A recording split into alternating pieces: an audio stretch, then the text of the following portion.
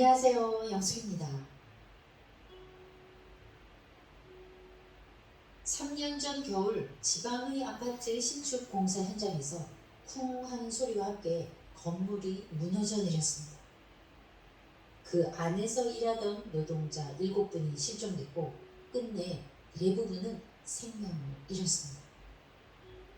그 충격적인 사고로 전국이 들썩였고 뉴스에서는 연일 사고 난 건설회사 이름이 오르내렸죠. 많은 사람들이 이번엔 제대로 책임져야 한다는 목소리를 냈습니다. 그로부터 3년이 넘은 지금 이 회사는 어떻게 됐는지 저도 궁금한데 일반적으로는 당연히 공사를 못하겠네 라는 생각을 하게 됩니다. 근데 아직 단 하루도 영업이 정지된 적이 없다고 해요. 사고를 일으킨 회사는 지금도 수천억 원대 재개발 수주전에 당당히 참여하고 있습니다. 라며 정식 소송을 내고 집행정지도 함께 신청한 거죠. 이건 단순한 버티기가 아닙니다. 우리나라 법칙이상 소송이 끝날 때까지는 행정처분의 효력이 자동으로 멈춰지거든요. 그러니까 지금 이 회사는 사고 이후 벌써 3년 넘게 멀쩡히 영업 중이고 앞으로도 최소 2년, 3년은 더 버틸 수 있다는 계산이 나옵니다. 근데 이 회사만 그런가? 절대 아니죠. 그래서 실질적으로 지금까지 단 한 번도 영업정지를 받은 적이 없는 셈이 된 거죠. 심지어 지난달 1심에서 서울시의 처분은 정당하다라는 판결이 났는데도 또 바로 항소했습니다. 맞다는 겁니다. 일단 소송부터 하고 보자. 이런 분위기가 너무나 당연한 게 되어버렸습니다. 그리고 올해 GDP 성장률 전망도 하향 조정될 가능성이 크고 이쯤 되면 황금 연휴가 정말 황금이었는지 누군가에겐 해외여행이 기쁨이었지만 또 누군가에겐 텅 빈 가게와 줄어든 매출의 시간이었을 겁니다. 가장 큰 타격은 자영업자분들이 받았을 거예요. 식당, 카페, 미용실, 편의점 모두 가맹점 카드 매출이 전년 대비 13.4% 그리고 전주 대비 22.7% 줄었거든요. 매출은 줄고 인건비는 오르고 월세는 그대로인데 손님은 오지 않고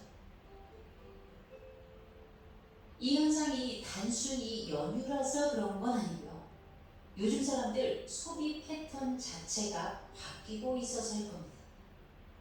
가치 있는 소비, 단순함과 간결함이 최소주, 소비 자제 이런 말들이 단순히 유행이 아니라 간단히 말하면 더 이상 쓸 돈이 없다는 거죠. 어쩌면 이번 황금 연휴의 침묵은 새로운 소비 시대로 들어가는 신호일 수도 있다는 거예요. 예전처럼 마구 지르고 카드 긁고 즉흥적으로 소비하는 게 아니라 이제는 내가 정말 원하는 건 뭘까? 이걸 사는 게 나에게 어떤 의미가 있을까? 이렇게 질문하고 스스로 답을 찾은 후 소비하는 사람들로 바뀌고 있는 거라 생각할 수도 있습니다. 와.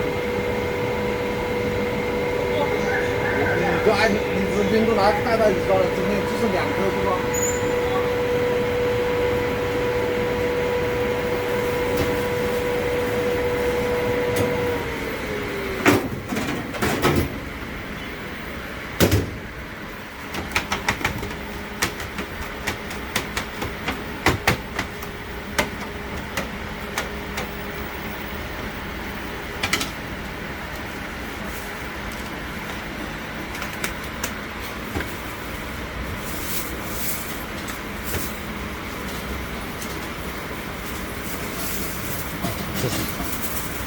좋은 걸로 해주세요. 그냥 무난한 걸로요. 가격도 더 깎아주세요.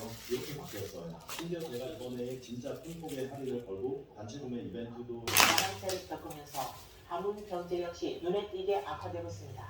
심지어 과거와는 전혀 다른 기이한 현상들까지 나타나고 있습니다. 오늘은 그들은 하문의 이야기와 그 변화의 현실에 관해 알아보려 합니다. 정말 충격적입니다. 한문에서 교사들조차 버티지 못하고 있다는 건 정말 예상 못했습니다. 며칠 전 인터넷에서 본 소식에 따르면 공공기관과 공기업들의 정책이 이미 긴축 국면에 들어갔다고 했는데 처음에는 설마하고 믿지 않았습니다. 그런데 어제 한 교사가 제게 주택공적금 관련 업무를 풀어왔고 그때서야 이게 단순한 루머가 아니라는 걸 알게 됐습니다.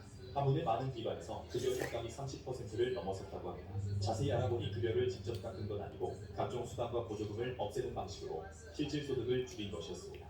나는 이제 한문에 정말로 530만 명이 살고 있는지조차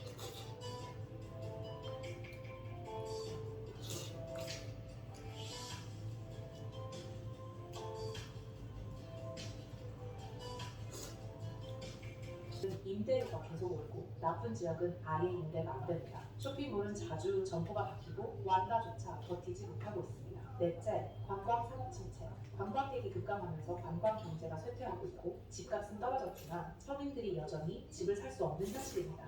다섯째, 소비 위축. 가능한 한 절약하려는 분위기가 강해지고 지하철이 디리추싱 택시를 대신하고 있습니다. 청년들은 일자리를 구하기 어려우며 한문에서는 생활비를 감당하기 힘든 상황입니다. 고임금 일자리는 부족하고 저임금 서비스업도 줄어들어 도시가 사람을 붙잡지 못하고 있습니다. 한문의 현 상황은 정말 놀랍습니다. 예전의 한문이 아니에요. 최근 들어 너무나 이례적인 현상들이 나타나고 있습니다. 올해는 어느 산업이든 전반적으로 매우 어려운 한 해였고 일자리는 점점 더 구하기 어려워졌으며 임금도 하락세입니다. 사무실 건물은 임대가 되지 않고 이는 많은 사람들이 실직한 탓입니다. 그런데도 매달 대출은 그대로 갚아야 하죠. 신축 아파트는 팔리지 않고 중고주택 시장도 안 가며 임대 유치원 공공임대주택조차 비어있는 현상이 나타나고 있습니다. 길거리에는 기계기사, 대사관들이 예전보다 훨씬 많아졌고 건설 현장의 노동자들 말고 일이 없어 일찍 고향으로 돌아갔다고 합니다. 한문에 있는 여러분은 지금 괜찮으신가요? 한문의 비극적인 현실은 더 이상 단순한 국지적인 경기 침체가 아니라 도시 전역을 갈길갈길 찍고 있는 재난과도 같습니다.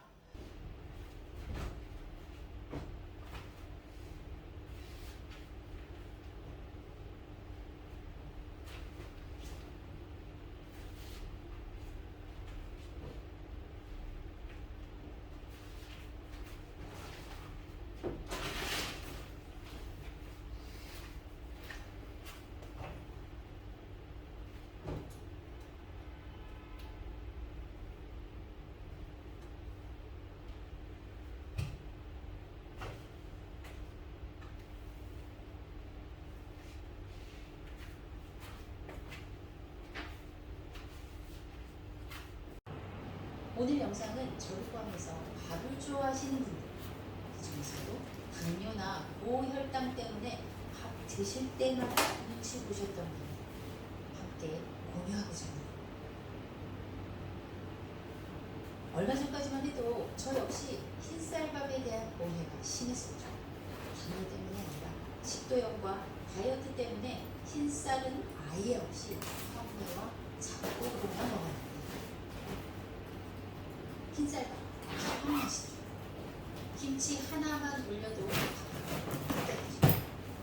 된장찌개에 살짝 말아서 먹으면 그 맛은 말로 다 표현 못하죠. 다른 반찬이 필요 없을 정도로 쌀밥의 향기는 정말이지 달리 표현할 단어가 없을 정도로 맛있습니다. 그런데도 왜 이렇게 몸에 안 좋다, 혈당이 올라간다, 당뇨에는 독이다 이런 말들이 많습니다. 맞습니다. 사실 흰쌀밥 정제된 탄수화물이기 때문에 그냥 먹으면 혈당이 빠르게 올라가는 과학적으로 맞는 말입니다. 시간이 지나면서 연구에 의해 밝혀진 사실이기도 합니다. 그래서 밥 먹고 나서 갑자기 졸리거나 금방 배고파지는 이유도 그거예요. 저 역시 마찬가지입니다. 근데 여기서 반전이 있습니다. 바로 흰쌀밥도 어떻게 먹느냐에 따라 완전히 달라지는 겁니다. 저도 그동안 무지해서 새롭게 아는 사실입니다. 미국 존스 홉킨스 의대 연구진을 밝혔습니다. 밥을 한번 조리한 뒤에 식혀서 보관했다가 다시 데우면 놀랍게도 저항성 전분이라는 게 생긴다.